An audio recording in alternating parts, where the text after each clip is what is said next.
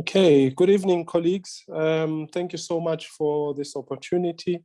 I just wanted to send a greeting before I start with my presentation, and I also just want to appreciate this invitation to share, the knowledge.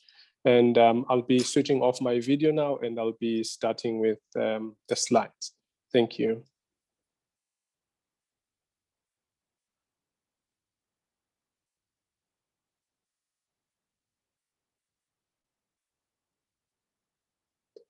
Okay, I hope we can all see the slides. Yes, we can see. Thank you. All right. Okay, so I've been tasked to talk about the mental health of healthcare workers. And I think it's a very important topic, particularly because we are now sort of recovering from that very critical period of COVID-19. And I think it's time that healthcare workers themselves take some time and pay attention to their own well-being, particularly their mental health, because at that time, it was a time of really being functional so that the pandemic is abated, but there wasn't any focus really into how one is feeling and how one is, functioning. So I think it's timely that we are at this period. So my presentation really, it's going to outline really the history of psychiatry, which really the whole field of mental health lies in the discipline of psychiatry.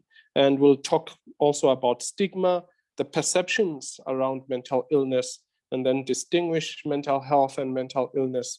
And we'll also start to also discuss, those prevalent mental health or mental illnesses, depression, anxiety, those quite prevalent disorders.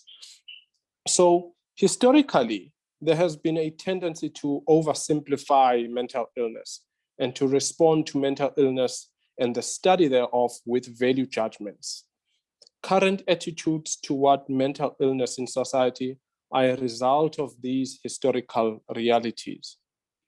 There's a crucial need to address oversimplification and acknowledge the complexities, of mental illness. And that's the problem really, because in past times, people with mental illness were discarded in society, and there wasn't any really particular focus in working to understand the complexities of mental illness. So it is equally important to scrutinize the value judgments and account objectively on their impact in how mental illness is perceived. So let's discuss this oversimplification and value judgments. So there's a naturalistic and a moral perspective really on how mental illness is perceived. Some view it as mental illness as just purely a disease of the brain, while some may view it as a result of bad choices in which a person is to be blamed for the ailment. Now, oversimplification diminishes inquisitive and nuanced depth in understanding mental illness. So if you just regard it as just purely the disease of the brain, person just needs to comply with medication and they'll be okay, you are missing opportunities of delving deeper into other factors that contribute into, the ailment. And value judgments breed denial and defensive attitudes towards mental illness.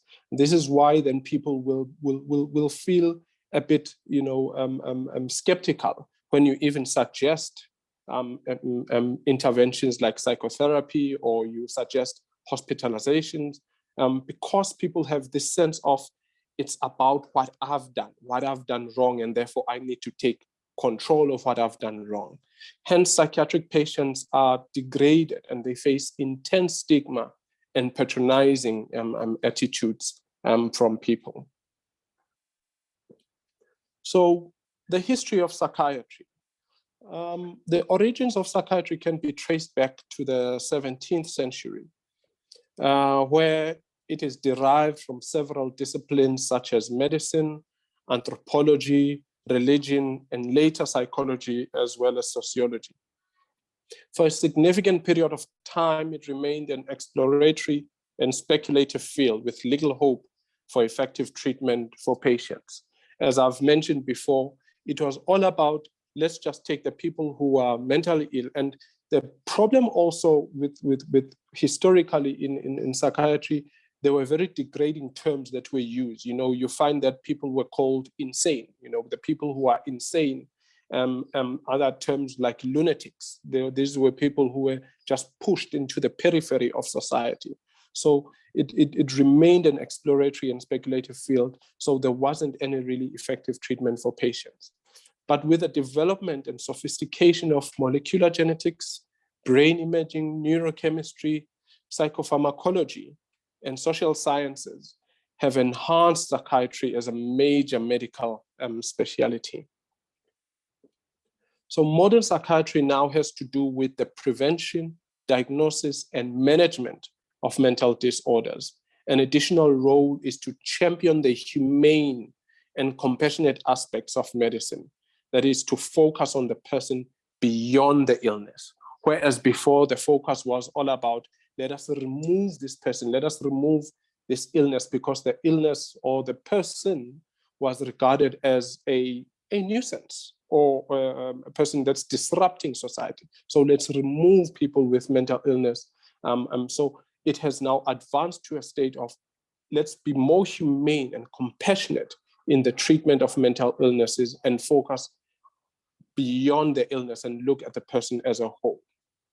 So while firmly rooted in medical science and evidence-based approaches, psychiatry requires broader understanding of human behavior and social interactions.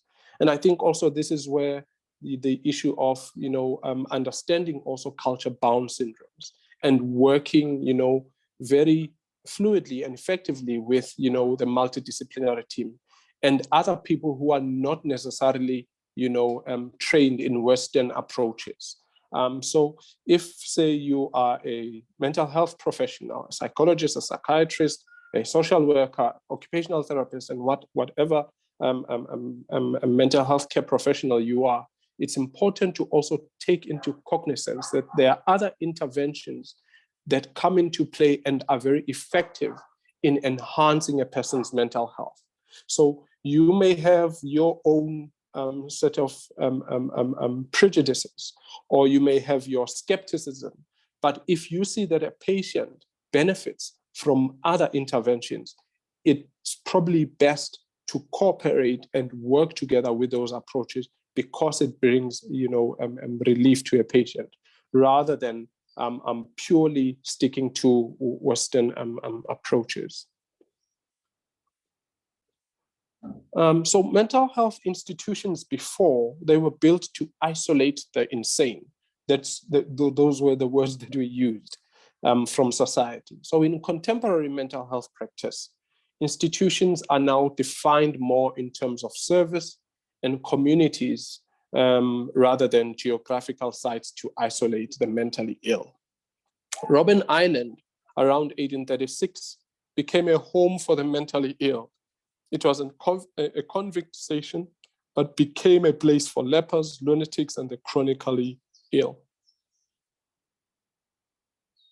Psychiatric hospitals in South Africa were built towards the end of the 19th century, with more emphasis on humane care and treatment rather than disposing of the mentally ill into the periphery of society. And there's a list of hospitals that were built. Townhill Hospital in Pietermaritzburg, that is actually where I trained.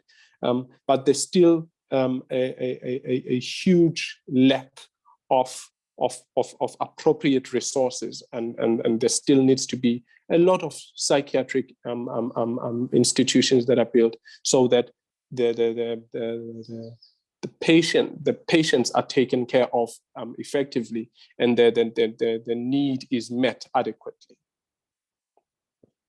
So what is mental health and what is mental illness?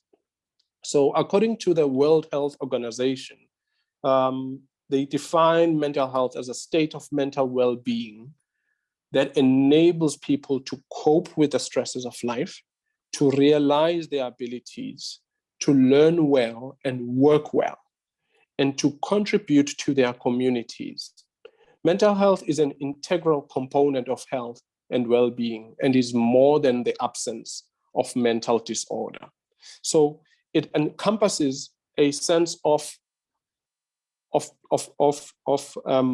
completeness. So if you do not have a mental illness, it does not necessarily mean that you are mentally healthy. And if you have a mental illness, it does not necessarily mean that you are not mentally healthy. So as the definition mentions, it enables you to cope with the stresses of life. So if you are having difficulty in coping with stresses of life, and you are not able to contribute effectively to your community, and you are not realizing your abilities well, you're not learning well. So there is a problem with your mental health. But you may have a mental illness or mental disorder. You may be diagnosed with a psychiatric condition, but still, with your compliance and with taking the necessary, steps guided by your professionals, you can be mentally healthy. And then the mental disorder is described as, by the International Classification of Diseases, as a syndrome characterized by clinically significant disturbance in an individual's cognition, emotional regulation, or behavior that reflects a dysfunction in the psychological, biological, or developmental processes that underlie mental and behavioral functioning. These disturbances are usually associated with distress or impairment in personal, family, social, educational, occupational, and other important areas of functioning. So when we look at mental health has an intrinsic and instrumental value in helping us to connect, to function, to cope, and to thrive. So when you are mentally healthy, you are able to connect, to function, to cope, and to thrive. So let's look at these 4 aspects. Connect. So if you are mentally healthy, you are able to have positive relationships. You are able to engage with your loved ones, with your colleagues, with people in society, people from religious association, sport affiliations, whoever that you connect with, you are able to have positive and rewarding relationships. You are able to contribute meaningfully to society, and you have a sense of belonging and empathy. And you are able to function, you apply cognitive skills, you obtain an education,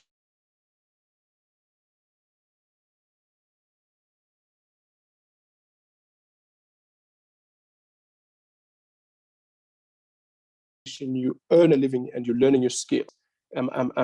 Compromise. So even your cognitive skills, the way that you usually apply your knowledge, or the way that you study, the way that you perform your work tasks, they start to be affected. Even with education, I've worked in the higher education sector for a significant period in my career. You would see that with students, when they are having mental health issues or challenges, one of the things that gets affected inevitably is their ability to study, because the concentration levels are compromised. They're not able to focus as well as they do. So functioning, having good mental health helps you a lot in functioning adequately, so that you can obtain an education, to apply your cognitive skills, to earn a living, and to even learn new skills. And also, good mental health helps you to deal with stress, adapt to change, and make complex choices, understanding and managing your emotions effectively. So pretty much having emotional intelligence. So understanding and managing your emotions effectively. So that means responding adequately in even situations that are unpleasant. So adapting to even change, and dealing with stress and stressful circumstances. And also, having good mental health paves a way for you to thrive. You realize your own abilities, you realize your own potential. You start to tap into your qualities that help you to enhance in your life. You feel good about yourself. You found purpose. You get to a point, in Maslow's hierarchy of needs. I think we'll discuss that theory a little bit later on in the slides. Maslow talks about, getting into self-actualization, where you feel that you have really thrived in life. You have achieved the things that you want to achieve, and you find purpose and meaning in life. And also helps you to have a high level of moral development. You are able to think about what is best for you, what is best about the person next to you, and you are applying very ethical norms in your life. So mental illness or mental disorder. So let's talk about the common mental disorders that we often see. Depressive disorders, anxiety disorders, substance-related and addictive disorders, and trauma and stress related disorders. Those are the usual that we see. But today we'll just touch on depressive disorders as well as anxiety disorders. So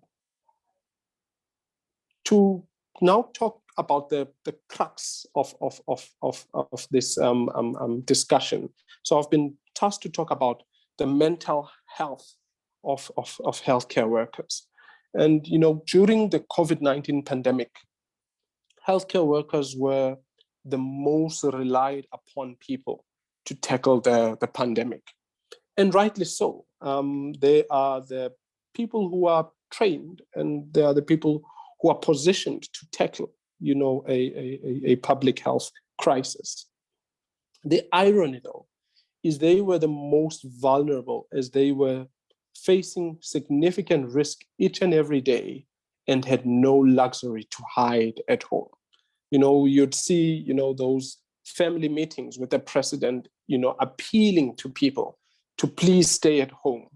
And as a healthcare worker, you know very well that you have to wake up the following day or that evening. You have to go and get into your shift and work against, this deadly virus. So, like soldiers during war, health workers were constantly wrestling with the fear and anxiety of possibly contracting the virus. Like a soldier, you're wondering whether the next bullet is going to pierce, your body. And healthcare workers were also wrestling with that fear, with that horror, if I'm going to get this virus. And even more debilitating was the fear of potentially infecting loved ones at home or even infecting each other as colleagues. So the prevailing experiences of healthcare workers around that time was fear, anxiety, helplessness, horror, anger, despair, shame, and guilt. And one of the things that we noticed, when it comes to shame and guilt, was the guilt was centered around infecting those people that you love or people in your family, particularly if, unfortunately, they pass away. You hold what we call in psychology irrational guilt, where you know that what has happened is not your fault, but you can't help feeling bad because you were helpless and there was nothing that you could do about it. So healthcare workers were very vulnerable, and they were soft prey to anxiety disorders and depressive episodes because of that critical period. And even after, when the restrictions were eased and there seemed to be a decrease in infections, we started to see, post-traumatic stress symptoms. And this is also common with soldiers who come from, war, who have survived, a war. They start to present with post-traumatic stress symptoms because you are coming from a very traumatic experience. And what you were pretty much concerned about at that time is survival. And now you have survived. Now, how to cope and how to then live again beyond that painful and traumatic time is a very difficult thing to adjust to. So let's talk about depression, a very common condition in psychiatry. People often confuse stress with depression. I get this a lot with people saying, I think my child is depressed, and you find that in Ghana, it's not depressed. Maybe there are difficulties at school, or maybe a child is just going through your typical adolescent, transitions, and there's really nothing clinical with the symptoms. So stress is relatively mild form of discomfort, quite often resulting from pressure from school, work, home, and other, life difficulties. Depression, however, is a significant form of psychological distress, which affects one's behavior and cognitive processes. It's a psychiatric condition. People who are stressed usually complain of overwhelming tasks expected of them. And you are stressed, and stress is a normal and very expected feeling that one experiences almost every day. If you know that you've got a test the following day, you become stressed about it. You're taking a driving license test, you get stressed. This morning I was stressed about this presentation. So stress is a very usual feeling. But depression is much more complex, and it's much more debilitating to one's functioning. People suffering from depression are often less interested in activities, and they're also less interested in interacting with people. And alarmingly, some are even less interested in life. There is a sense of hopelessness. And this is where we find even suicidal ideations or suicidal thoughts. So feelings of intense worthlessness. So there are moments where people feel like even just being alive, you feel like you are a bother. You are not having any value to other people's life. There was a journal article I once read by the late Professor Spiwe Ngcobo, the former president of the Psychological Society of South Africa. He writes that depression can be a creative illness where a person goes into the depths of hopelessness and a sense of despair, and then they are able to turn in their anger, because depression can be described as anger that is inward. They can then resurface from that anger by reframing it as new energy to then rise up and try again and focus on life with a new sense of purpose, with a new sense of drive. So the origins, although there's no exact cause for depression, there's no identification of the exact cause. Some people are more at risk due to the following elements: genetic factors. So if you are born of parents with a history of either depression or other, mental illnesses, of course, there is genetic predisposition. Environmental factors, financial strain, and this is what we see a lot, in practice, with people losing their jobs, people starting to struggle because of the economy, relationship problems, legal problems, going through a divorce, family discord, and what have you. So these environmental factors, they can also be, the precipitating factors to, a depressive episode.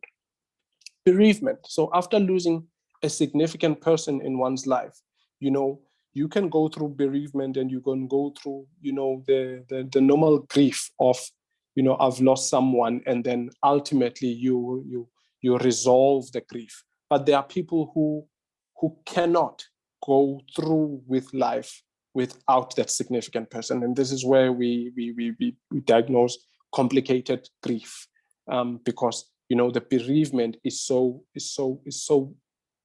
tense on a person's functioning that they are not able to cope, they are not able to continue without their loved one.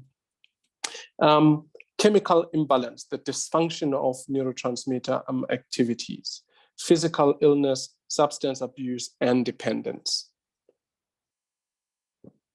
So here's an integrative model of mood disorders. So like I said, there is this biological vulnerability. You are genetically predisposed. And then the psychological, vulnerability. Maybe there are things that are happening in your life. And then there's a stressful life event. And I think that is the particular trigger. There's a stressful life event that occurs. And then it activates stress hormones with wide-ranging effects on neurotransmitters. And now negative attributions, sense of hopelessness, dysfunctional attitude, and negative, schemas or core beliefs, negative core beliefs about yourself, problems in interpersonal relationships, poor support, all those can contribute in you having a mood disorder or a depressive episode. So the common symptoms of depression, feelings of helplessness and hopelessness. There's loss of interest in daily activities.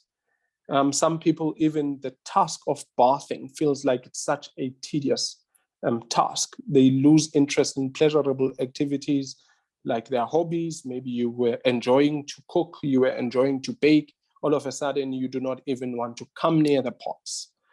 Even a low libido, people lose their sex drive.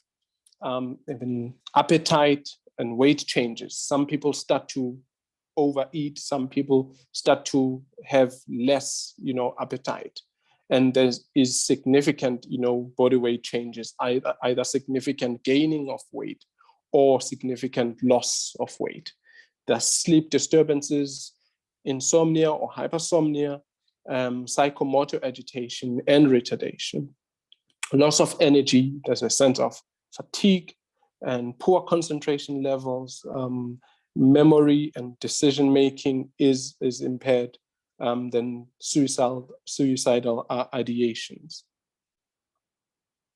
So these are just the other indications or warning signs, that there could be a depressive episode creeping in. Low self-esteem, feelings of guilt, hopelessness, significant fatigue, insomnia, anger and irritability. That's also one of the significant indications. So all of a sudden you see yourself that you get angry, something ticks you off, there may be an indication that you probably are having depressive symptoms.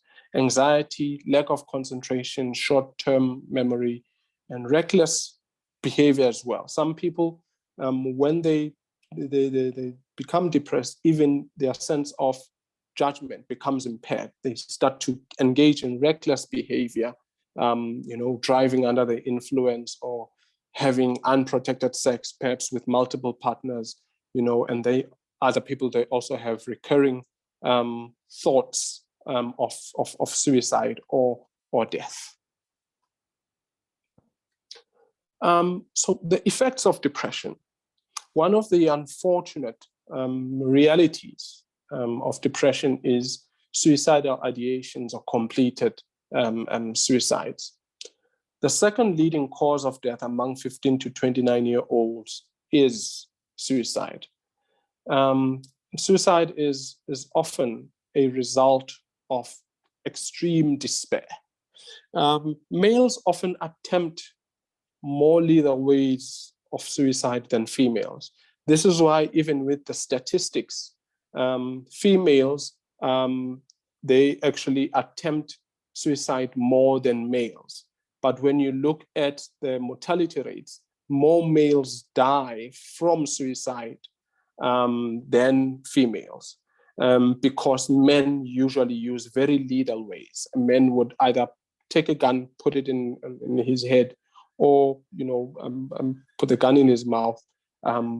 Women often, or females often, use less lethal means like an overdose or cutting off the wrists. And recently I went to Ngomazi to visit a friend, and I heard of a very painful, tragic story of a man who drowned himself in a Jojo tank. So he went missing for about a couple of days, and they're wondering, where is he? And when they notice when they're opening the Jojo tank, or they're opening the tap of the tank, then there are the sort of bubbles that are trying to come up. And they wonder what's happening. And when they open, they realize, and they saw, the lifeless body of this man. Very painful and very tragic death. So males often attempt these very, very lethal and very painful ways. Levels of hopelessness contribute to the likelihood of attempt or risk. So if a person really does not feel that their tomorrow is better than today, that's usually a huge risk of they may end things for themselves. So usually when we assess risk, one of the things that are very important, see in the way that the person talks, is there a sense of hope? Is there a sense of looking at tomorrow as a possible better than today? So history of attempts also increase the risk of further attempts. And then one of the things I usually often say or talk about, when we talk of suicide, is that in as much as we would ideally want to live in a society where there's absolutely no suicide, the unfortunate reality is that suicidal thoughts or ideations are part of the symptoms of depression. So a person who's depressed can be suicidal, and some people can be highly suicidal. And so some of the suicides we can be able to intervene, and some of the suicidal thoughts, we can be able to intervene and help a person. But there are suicidal attempts that we will unfortunately lose, that will be completed, just like any other ailment. So if a person is diagnosed with cancer, in as much as you want them to live, if the illness becomes too debilitating to the body, the person will die. And so in as much as we want to save everyone who's depressed, there are those, unfortunately, that we will lose. And this is what often we try to say to the family members, of those who have unfortunately passed with suicide, because they usually hold a lot of irrational guilt that we should have seen the signs. And you may see all the signs and you can intervene as best as you can. In fact, I remember when I was working at UCT, I had a student. Every time when I saw her, I think I saw her about 3 or 4 times. Every time I saw her, I would ask myself, will I see her again? And indeed, at some point, she ended her life, because I could tell the level of hopelessness and deep, intense, despair that she held. One tried every form of intervention. She was hospitalized at some point. She was taking antidepressants. We tried our best. However, for her, life was really not worthwhile, and she ended her life. So there will be those that we do miss. So depression is interpreted as anger and aggression towards the self. And the attempt is really to help the person reframe and look at life more meaningfully, and start to see that there is actually hope and ways of managing and coping with the despair. So who does it affect? Depression affects males and females of all races, cultures, religions, and social classes. It affects people of all ages, including children and adolescents. For children, the symptoms differ from adults. Children usually start fighting, they throw tantrums, bullying, and they withdraw from child activities or playing, and they perform poorly at school as well. For men, it is usually disguised as men rarely project their emotional turmoil. And this is still a huge, issue in society, of men really withholding their vulnerability because, of certain historical, and societally prescribed norms.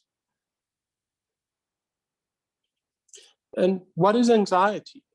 So the typical symptoms of anxiety really is the sense of being frightened, a racing or very fast or noisy heartbeat, chest pains, sickness, difficulty breathing, tingling or no feeling in your hands, sometimes having very sweaty palms, and being restless. So what to do when you're anxious? It is normal to feel anxious from time to time. However, anxiety often happens when we have many things to worry about. So anxiety and panic attacks can be managed through different techniques.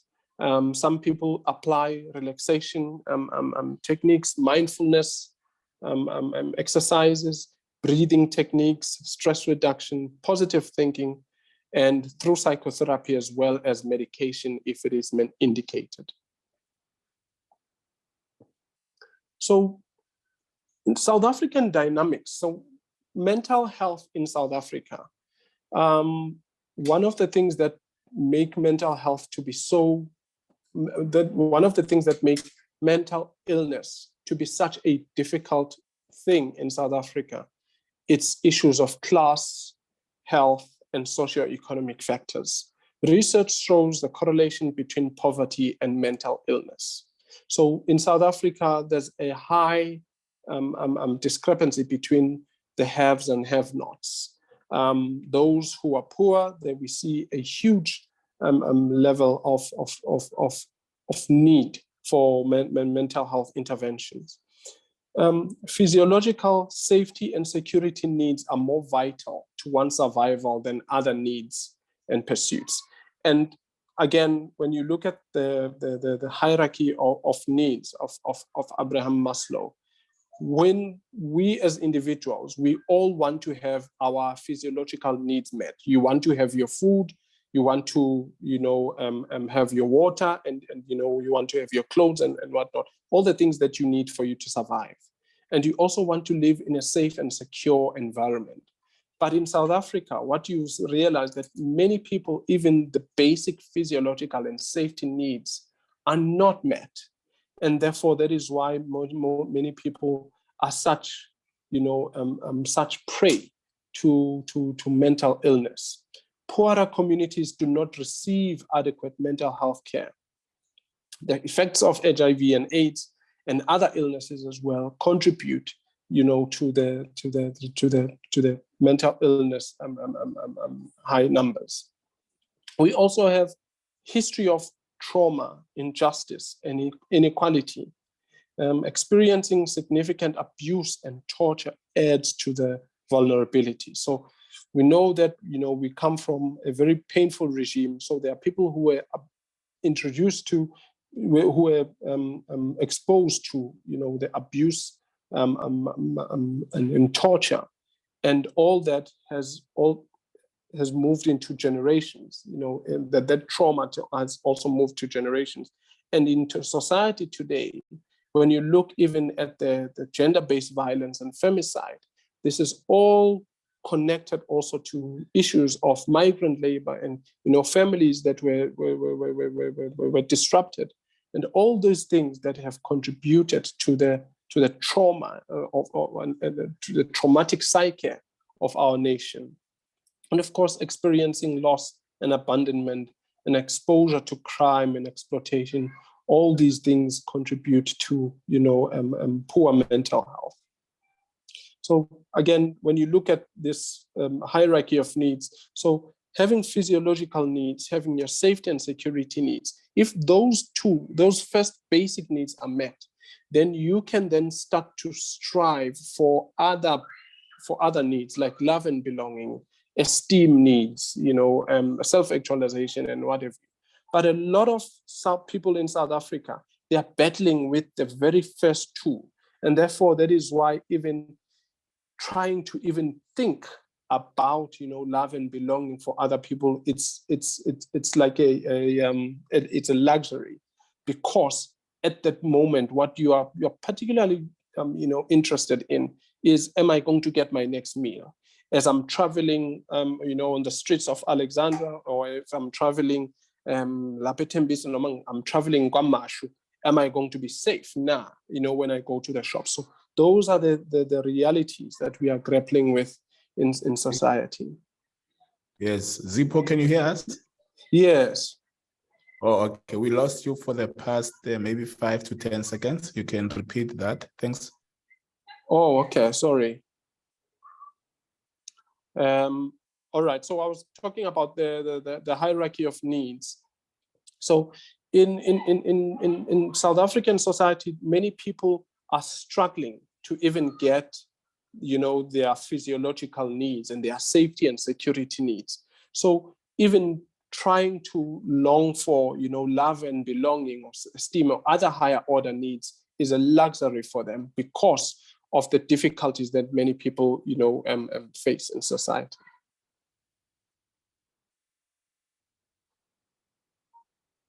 Okay. Why is my next slide not going now? All right.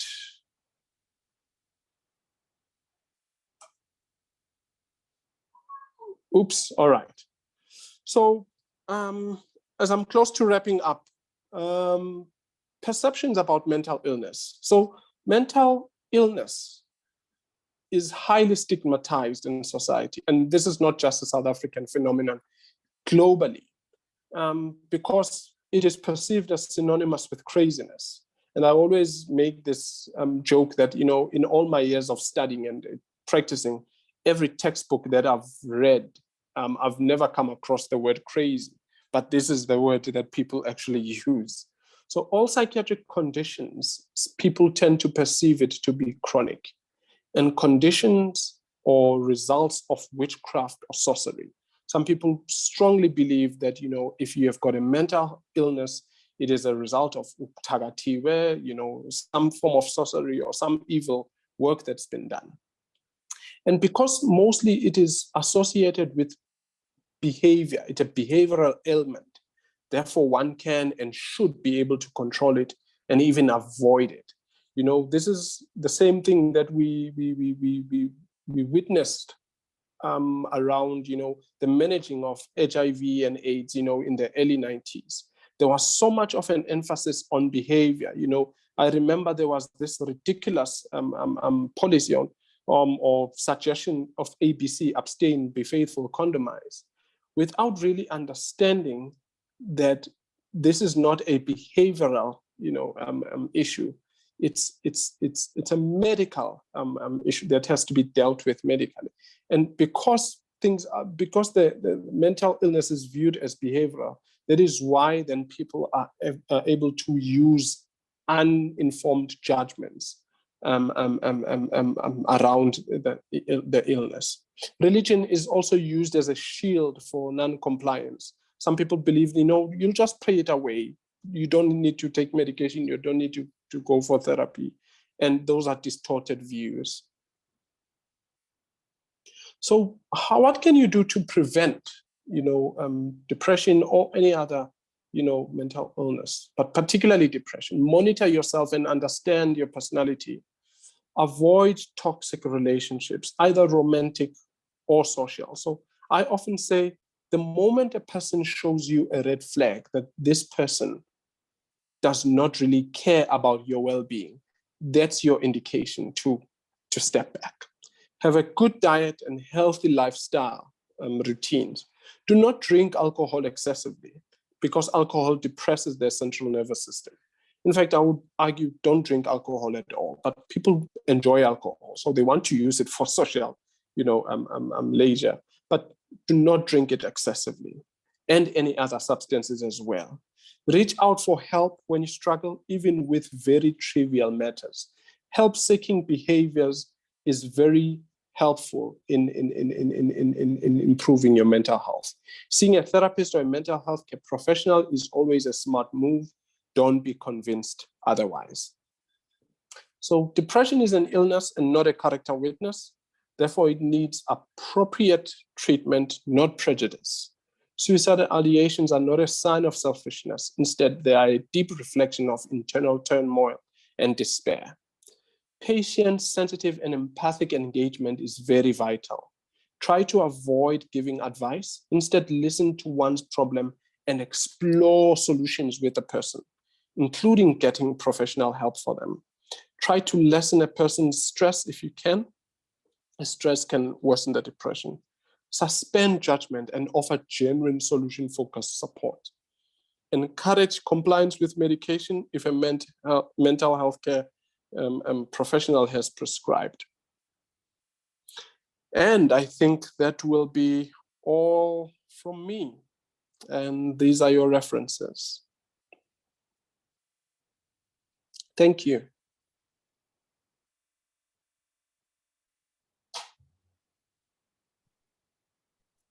Yes, thank you very much. You can see all the love being sent to you. Thank you. Thank you, Zipho, for such an empowering presentation. Yeah. Thank you so much, Zipho. Yeah. Dr. Mawela, do you want to take a bite before we can start taking questions? Yeah, maybe, yeah, I mean, like I was saying, Zipho, thank you very much. I think this was quite empowering and thought-provoking, and we probably need to have more of these sessions discussing mental health and you know.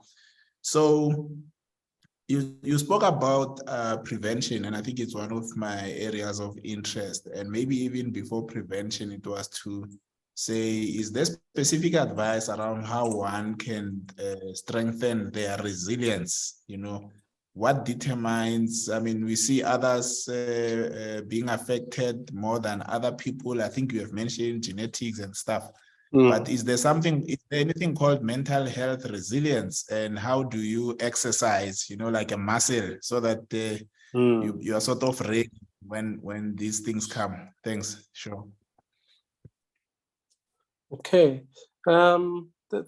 Thanks, Doc. I think that's a beautiful question. Yes, the concept of mental health resilience is there. There are people who are much more, you know, able to cope much more adaptively, and they are able to weather, you know, the difficult storms than others. And if you have minimal or lower, you know, resilience, then it's incumbent on you to increase, you know, ways of support. You know, one can use an example of, like, you are short, you know, you use let's say you want to see how can I put this? So if you want to see beyond, you know, the fence, you use like a crate.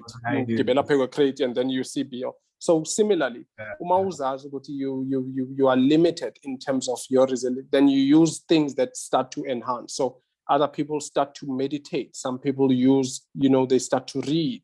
Some people start to use particularly styles of managing and coping. So if you can tell what your ways of coping are not so adequate, then use other things to sort of enhance your coping systems. And then maybe before Refilo goes through some of the questions, you mentioned as well negative schema. You know, I mean, sometimes I find myself around people, and you'll find that some people are just negative, you know.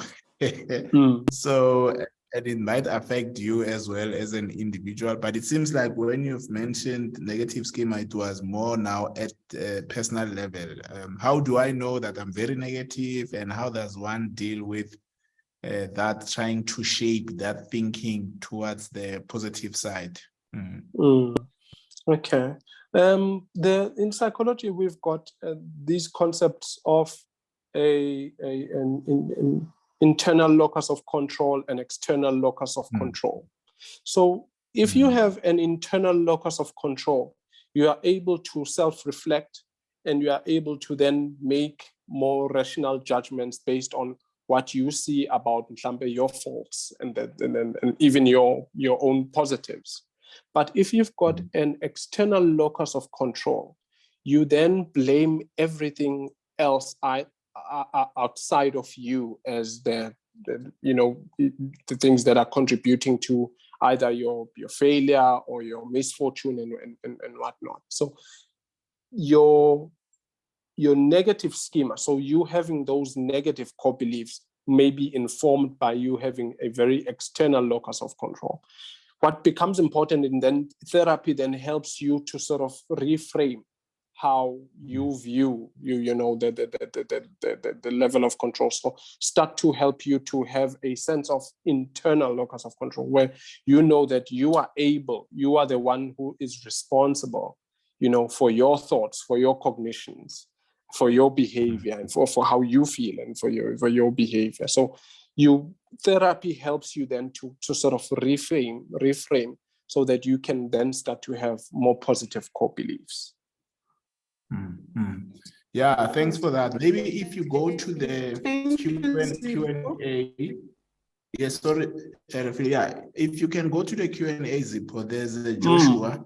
Let's read his comment whilst Refile will go through some of the questions. It will be nice to just give some feedback. It seems like he went through a difficult time. It's just to recognize, that because I think some of the things he's sharing, it's things you are sharing as well with regards to and things they can avoid doing and so on. Yeah, Refilo, you can take it from here. Thanks. Yeah. Thanks, Dr. Mawela. Zippo, the first question, I think the first questions are grouped around suicide. Ne? Yes. So the first question is asking whether suicidal ideation, is it hereditary? And then I think linked to that is a depression state, the most cause of suicide. If you can just take those two, thank you. The first one, it's suicidal thoughts, are they hereditary? Yes, suicide. I think we have seen families sometimes where there's a chain, you find that the grandfather killed the father, now the son. Yeah. Suicidal thoughts by themselves, if that's the right way to put it, they are not hereditary. They are not genetic. So it's the depression or the depressive disorder that is probably genetic, and then the presentation of the depression is similar, maybe with the generations. Another one may have major depressive disorder, and another one also has a major depressive disorder, and it goes to a point where they become suicidal. So it's not suicidal thoughts per se, but it's the clinical condition itself that is genetic. Okay, and depression state, is it the most cause for suicide? Yes, most people who die by suicide, we've actually been taught not to actually now say people commit suicide, because it implies that this is something that they want to do or they are embracing. But death by suicide is mostly out of depression.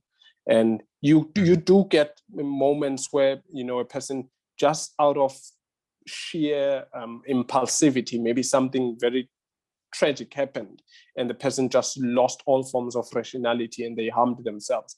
But most of deaths by suicide are a result of depression. And most people who actually die by suicide, they have at least attempted it once or more than once before. Okay, all right, thank you so much for that. The next question is from a healthcare worker, but I think you mentioned these points earlier. Maybe if you can try and summarize them.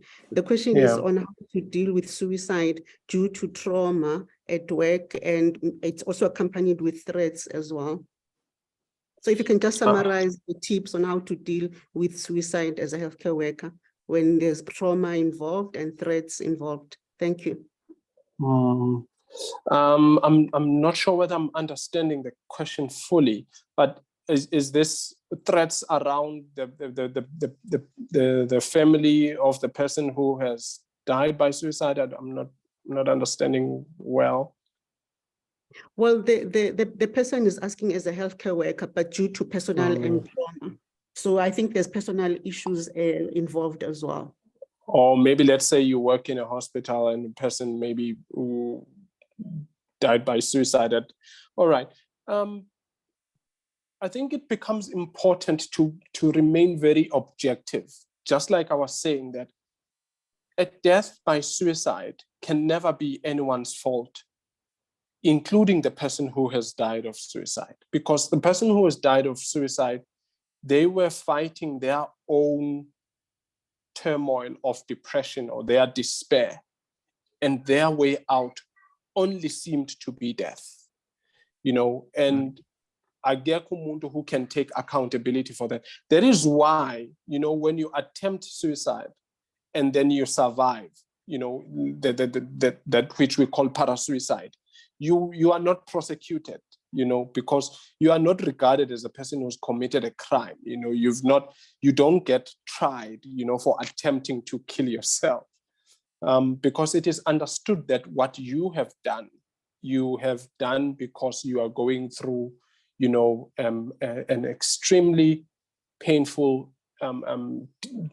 sense of despair, and there's so much anguish that you thought this is the only way out. So really people need to be objective, and because people often want to find reasons and they want to find sort of explanations and want to put blame and start to you can never get to a point whereby you find anyone who's responsible for it, including the person who's died by suicide. Okay, thank you so much, Zipho. Yeah, this is very heavy. And I think the last question on suicide, is it advisable to admit patients with suicide ideation on first consultation with depression symptoms? Or you need to consult further before you admit them? Yeah. That's a very beautiful question. Thank you for that question. There have been instances where a patient comes to me in the very first consultation and I book them in for admission that very day. So it doesn't have to be, when you do your risk assessment, if you see that person is highly suicidal and you deem them as a risk to themselves, and when you discuss with them issues of hospitalization, they are of the idea, it's good. It's good to have them admitted. You don't have to see them. Remember, when we talk of suicidal ideation, it's also part of emergency protocols. So if you see that this is a high risk person, so you need to act as if this is an emergency. So they need to be admitted, as soon as possible. Yeah. Okay. If I may come in there. Yeah. On a lighter note, there's a question, but because it was sent directly to the host, maybe it's a bit private. So someone is asking, does a person with mood disorders able to be in a relationship? Zippo? Oh, of course. Like I said, I think I said earlier that, you may have a mental illness or a mental disorder, but find that you can be mentally healthy. If you sticking to, the interventions that have been prescribed for you, and you are coping very well, you can be in a relationship. Because having a mental illness, any form of mental illness, does not render you, unable to participate in other social norms. There are other, psychiatric conditions, like maybe a person who's got profound or severe intellectual disability. Labo bantu they can't even, you know, participate in even good social relationships, never mind a romantic relationship. But having a depressive disorder, anxiety disorder, you know, or any other mental illness does not mean you cannot participate effectively in a relationship. You can have a very good relationship, a very valuable one that's actually even healthier or good, you know, relationships of other people who do not even have mental illnesses. Yeah. Thank you, Zippo. This one is about accessing and utilizing the mental health care services available for healthcare workers. Because one of the delegates or attendees is asking whether if you can't get assistance from your HR department, where else can you get assistance? I'm assuming that would be your service like the employment awareness program. But now we also want to know, how do we enhance access and utilization of those services in for healthcare workers, especially in the rural areas? Thank you. Yeah, I think that's also one of the challenges then that one highlighted, that, you know, when it comes to mental health, there is still a paucity of, you know, mental health services available and professionals as well. You know, what helps is then using your own private, you know, funds, like going see a professional privately yourself. But within a workspace, if there is like an employment assistance program, you can then get the assistance that you need there. But if that is not there, then usually then there are challenges. I mean, I've recently partnered with a certain foundation, like in Mpumalanga. They've started a very lovely program of, you know, providing mental health support for healthcare workers. So on every week, I go to the surrounding clinics, Bombela sub-district, and I see, you know, the healthcare workers from different clinics. So that's a very lovely program that they've introduced that's really helpful for healthcare practitioners. It would be ideal for even remote spaces like the rural areas to have, you know, very good mental health services for their staff members, but we often find that's not available. That's not the case, unfortunately. Thank you, Zippo. Dr. Mawela, you will let me know when to stop. Yeah, I think we can stop at 15:15 if there's one or two questions, and then I have one more from my side, and then we can call it. Okay, these ones I can group for you, Zippo. They are asking about resources and tools which you can refer the healthcare workers that they can access to deal, one, with their personal mental health, and also to deal with people that are depressed, and if there's the stages of depression. So if you can refer us to some of the resources and if there are tools available for us. Thank you. Okay. One of the very helpful resources I often refer people to is the South African Depression and Anxiety Group. So if you go to the internet and just on Google, just type SADAG, SADAG, South African Depression and Anxiety Group. They've got very beautiful resources there. They've got nice pamphlets. They even have nice quizzes. They've got a wide range of, you know, mental health help. They also have like a 24-hour line that people can call in, you know, when they are feeling you know, a sense of desperation and, you know, suicidal thoughts. So SADAG is one of the places I would strongly refer people to.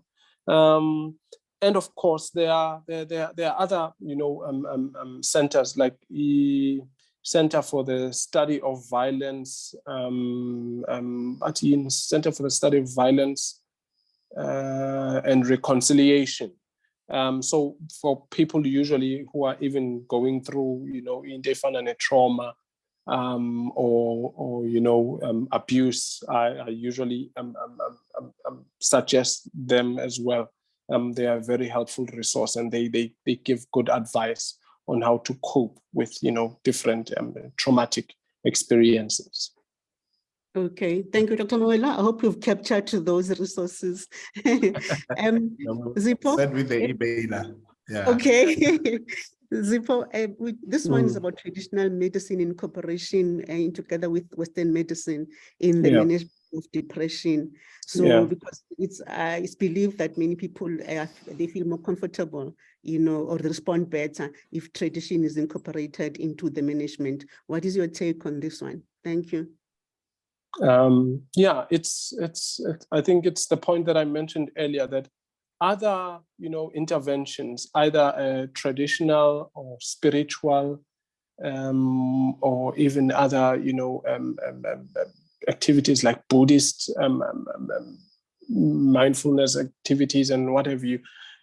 Kukhona amanye activities that really complement the work of treating mental illnesses. So if, we are always guided that if you see that the person is benefiting from additional help and additional care, it is best to cooperate with that, because ultimately the whole point, Vele, is to get the patient to a sense of amelioration. You want the symptoms to start to subside. You want the person to be in full remission. And if you see, okay, the depressive, episode is starting to lift, and because kuyamsiza lokuthi mhlambe ahamba yobona nyanga, then it's good. Mhlambe uma ehamba yobona, oh, I'm sorry, I'm getting carried away with this Zulu. So if a person so if a person wants to go to their pastor and the pastor prays for them and they get the healing and it seems to be effective, they are praying and it seems to be effective, the therapy is working, the treatment is working, then of course, the only time that you can be concerned is when you start to see that maybe alternative models, then they are doing more harm than good.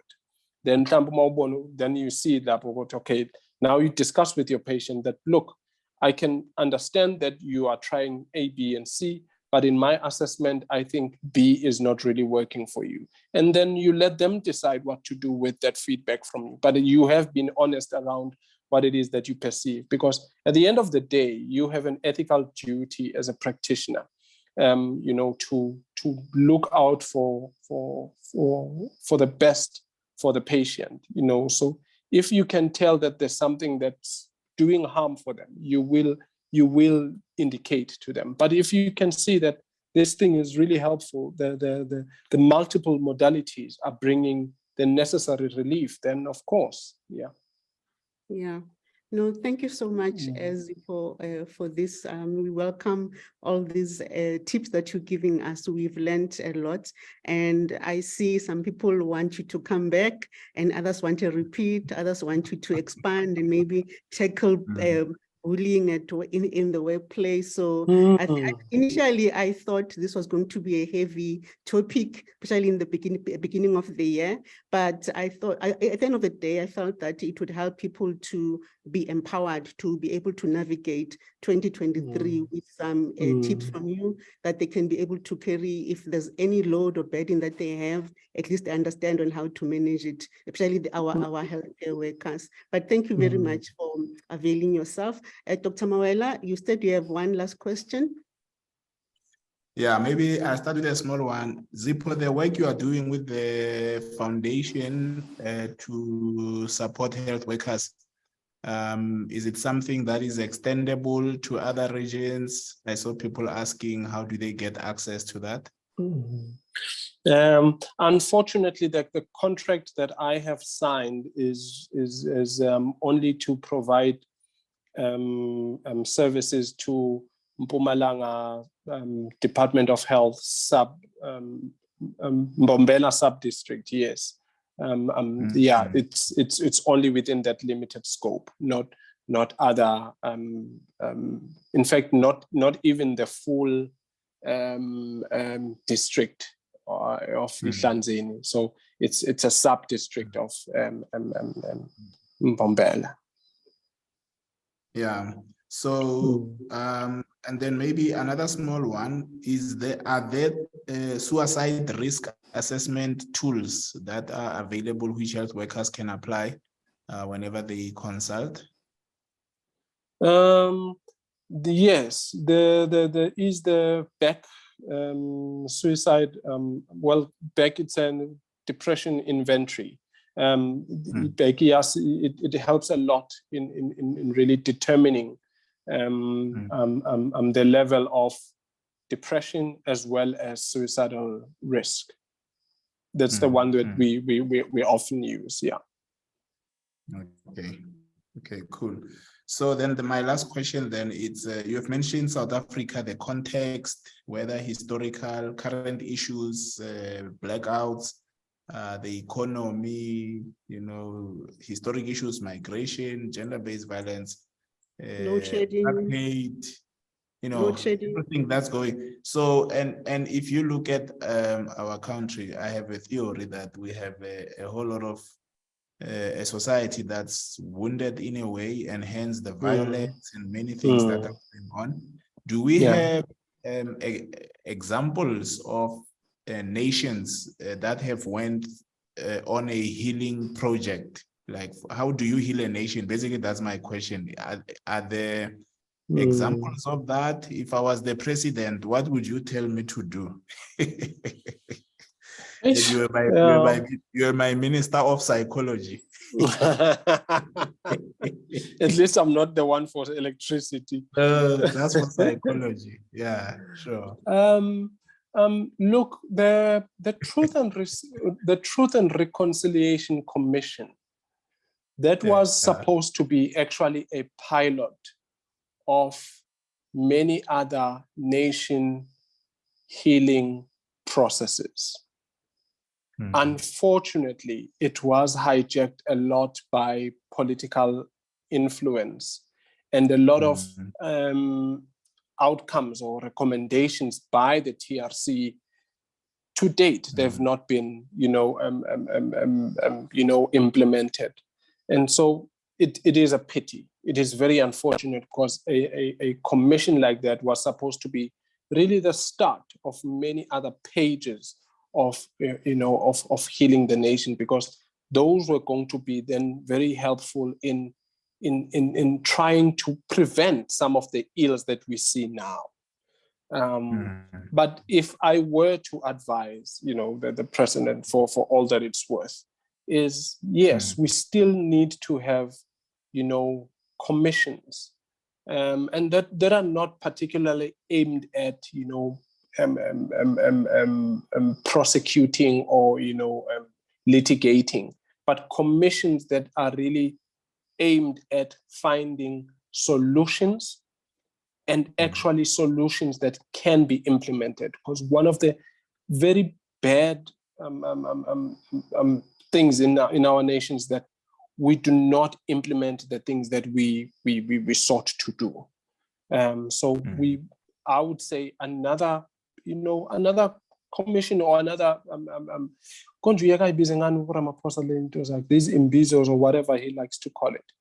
We need to have those series with an aim of really having solutions, and then those recommendations acted upon. Thank you.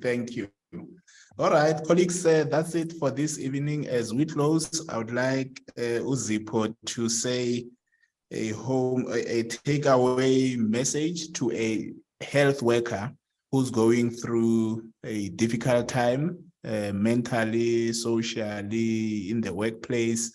Zipho, what would you like to say to them? Because many have shared with us their real stories as part of this webinar. Others have won or survived. Others are going through it as we speak.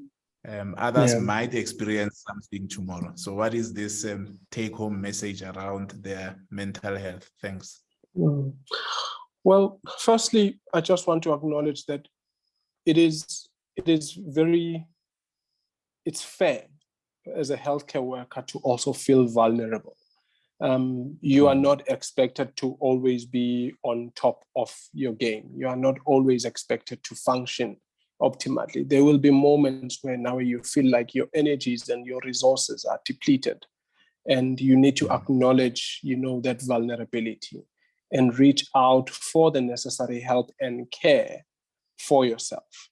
And understand that at the end of the day, you may not do all that you want to do, but even the slightest effort that you put in your work makes a difference in a patient's life.